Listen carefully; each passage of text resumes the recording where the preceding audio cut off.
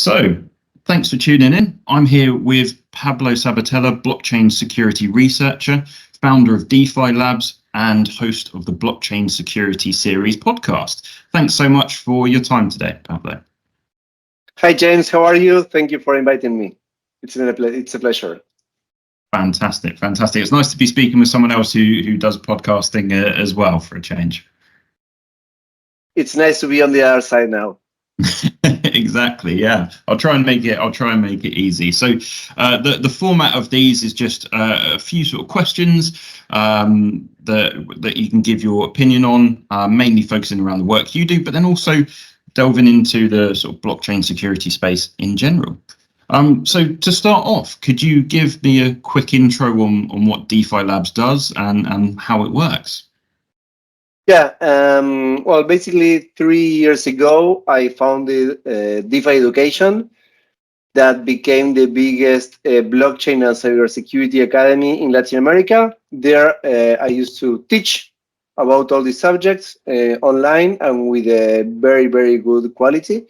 So DeFi Education is the first thing that I started there. Then I created DeFi Foundation, that is an organization where we take all of this content and we make it open source so that we can have quality education about blockchain and cybersecurity for free for Latin America. This is all focused in Latin America and all the contents are in Spanish. And then I created DeFi Business, that is our unit where we give consultancy about blockchain, about cybersecurity, where we do audits for teams, mainly operational security audits. And so then I said, okay, I had to give a name for all this, and the name that is DeFi Labs. And after DeFi Labs, we have the DeFi Education, DeFi Foundation, and DeFi Business, basically. So, yeah. Right. And then what gave you the idea to start your Blockchain Security Series podcast?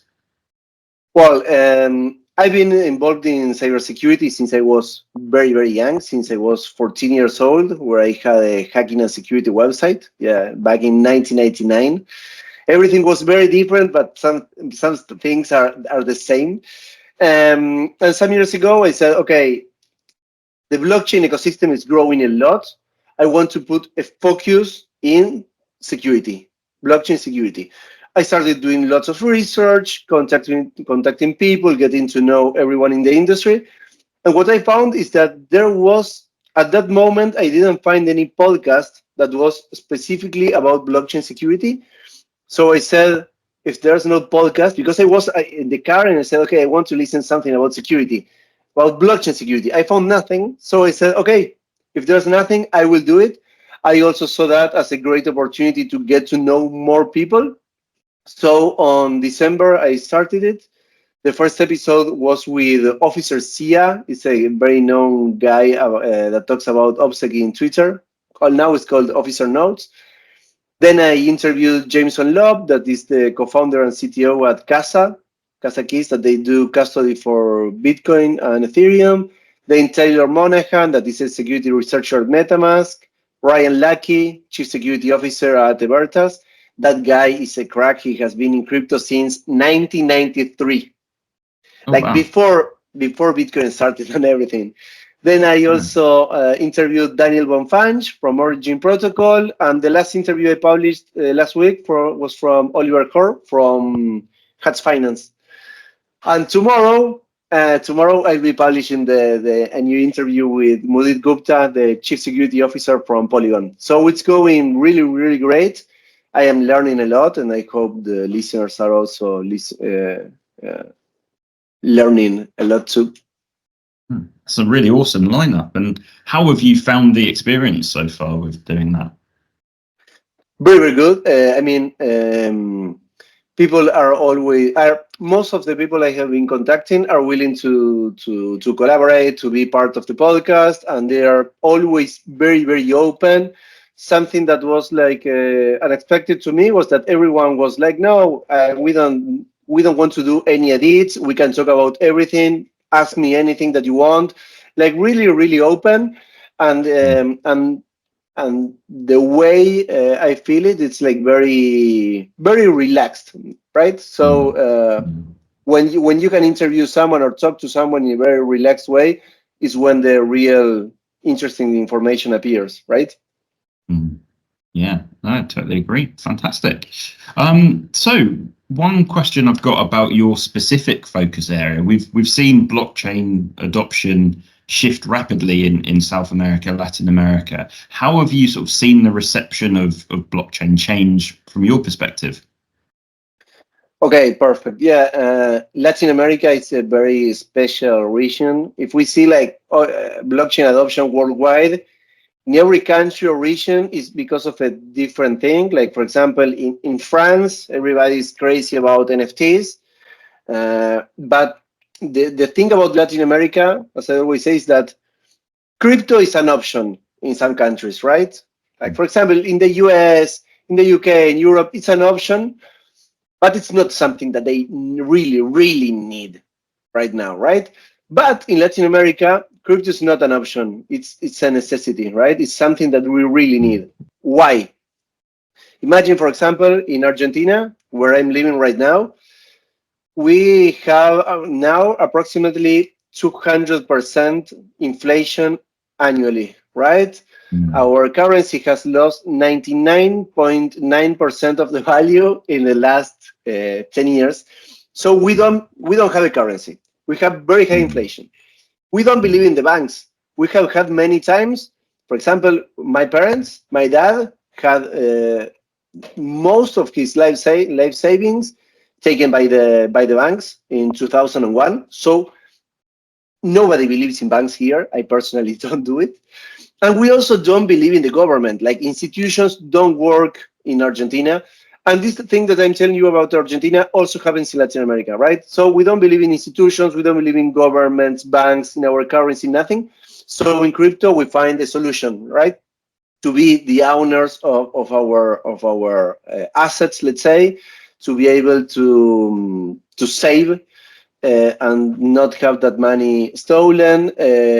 And for example, something that made crypto grow a lot here in Argentina was that during COVID, you were like, here in Argentina, it's very common to go and buy dollars in the black market, right? You go with your fiat money, with the physical currencies, you give it to someone and they give you dollars, right?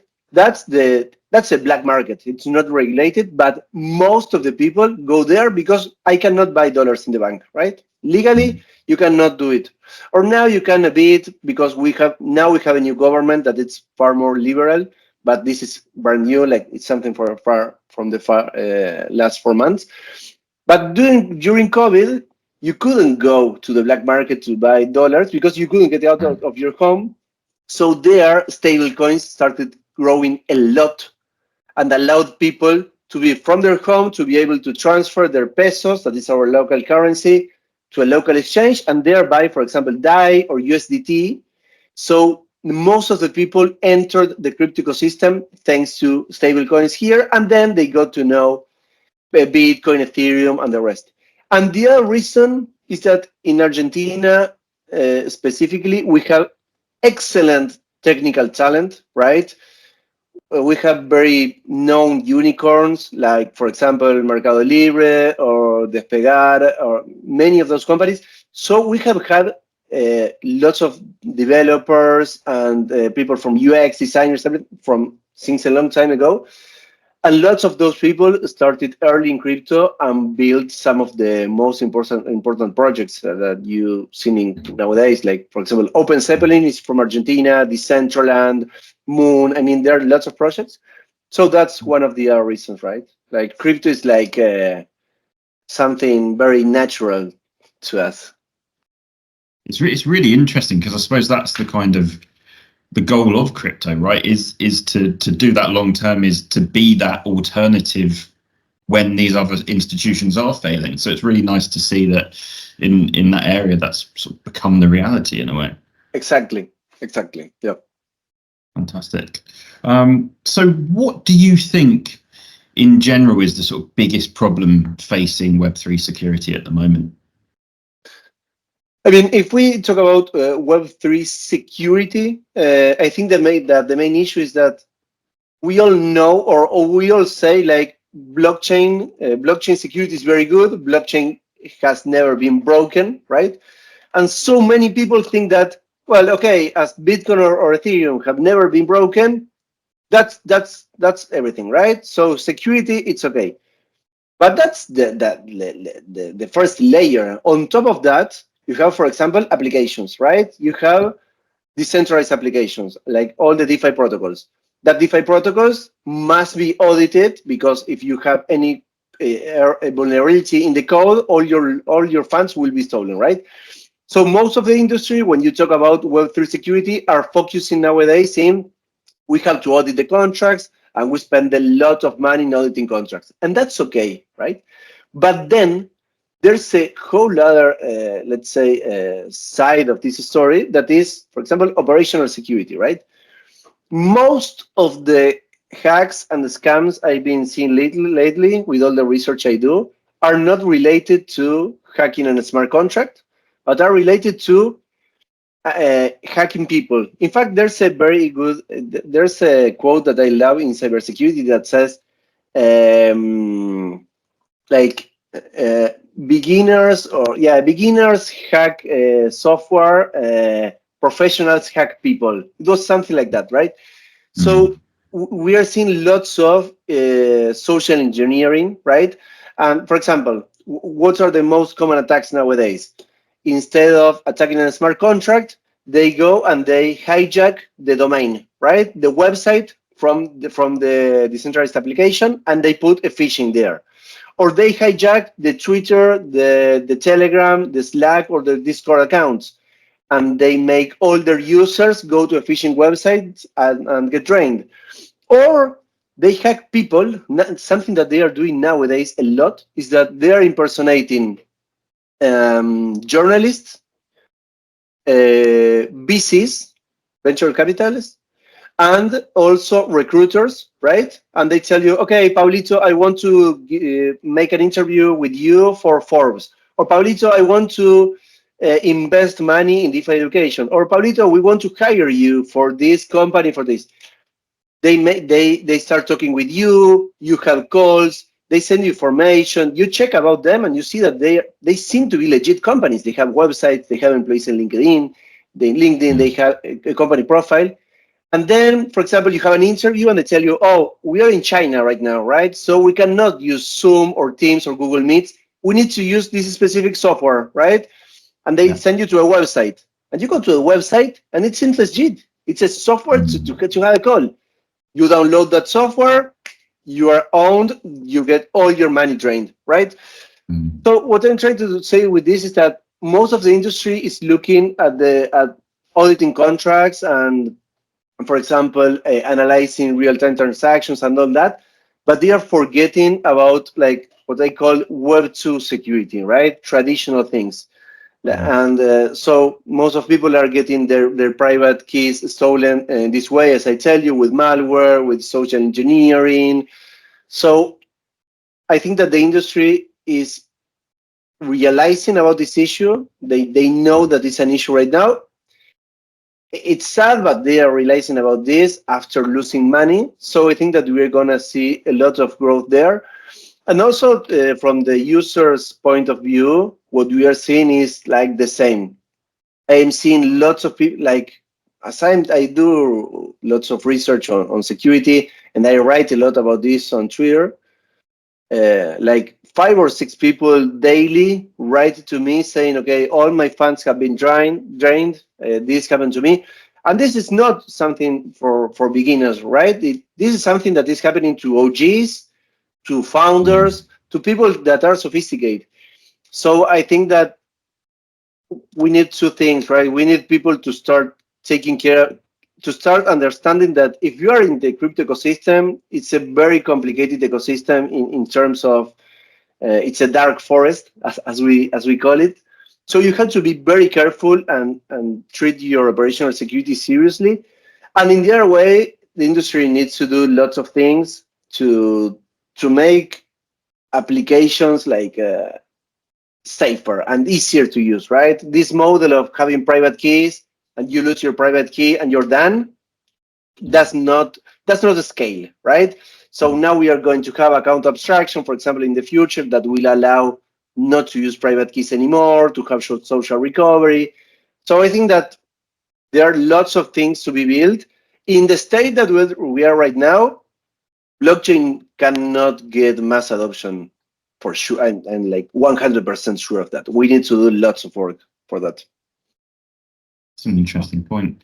And I totally agree, like, especially on the social engineering side, I've seen a lot of it. You mentioned that one about an interview link. They give you a link to download the software. I very nearly fell for that from my perspective. A fairly reputable Web3 company reached out saying they needed my help to find them blockchain security engineers. I was like, great, this doesn't happen that much. They were like, yeah, so this is the software we use for it, so have a little download. And I was speaking to them over Slack, and it was only because I did a bit of digging, and I was like, I can't find this person on their LinkedIn. I'm not sure what's going on. And then I saw someone else on the Slack that was an engineer, and they were saying, don't speak to this company, that whatever it is, that it's not them, and they're making you download this. So yeah, you can imagine that on a massive scale. If even people like me who haven't really got anything to give are getting tested with these kind of things, the people that do have a lot to lose are probably targeted all the time. Yeah, totally. And well, you have to know two things. Number one is that they are getting more and more sophisticated. And when you become a target, like I have been having lately, lots of targeted attacks, very, very specific.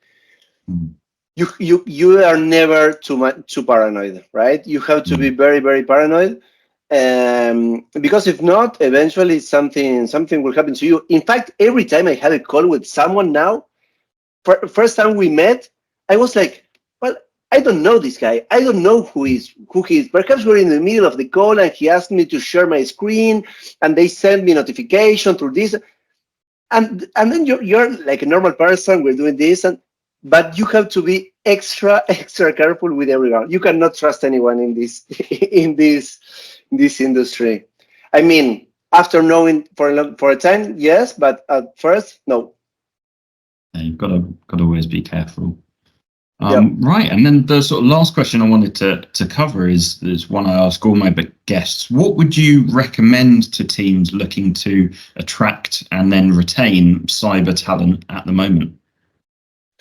Well, I think that what's key, like nowadays, everyone is used to working remote. I think that being able to work from wherever you want to work in the world, like to not depend on a place, and also to not depend too much on a time of the day to work. I mean, most of the teams are now global, and you have people in Australia, Argentina, Europe, lots of different time zones.